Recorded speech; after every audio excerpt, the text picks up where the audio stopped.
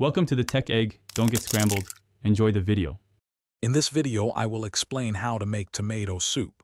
First, gather your ingredients, which are likely already in your pantry. This method is incredibly straightforward, ensuring a delicious and comforting bowl of soup without any fuss. You will be amazed at how quickly you can transform a few basic items into a flavorful meal. It is an ideal choice for busy evenings when you crave something warm and homemade. To begin, you will need 1 large can of diced tomatoes, about 28 ounces, and 4 cups of vegetable broth. Grab 1 medium onion, 2 cloves of garlic, and 2 tablespoons of olive oil. A pinch of sugar helps balance the acidity, and a 1/4 cup of heavy cream or milk will give it that lovely, smooth finish. These simple components are all you need for a rich and satisfying soup. Start by heating the olive oil in a pot over medium heat.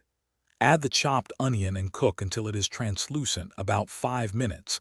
Then stir in the minced garlic for 1 minute more. Pour in the diced tomatoes, vegetable broth, and a small pinch of sugar. Bring it to a simmer and let it cook for about 15 minutes. Finally, use an immersion blender to achieve a smooth consistency, then stir in your cream. Your homemade tomato soup is now ready to enjoy. It pairs wonderfully with a classic grilled cheese sandwich, making for a truly comforting meal. You can also elevate it with a garnish of fresh basil leaves, some crunchy croutons, or an extra swirl of cream.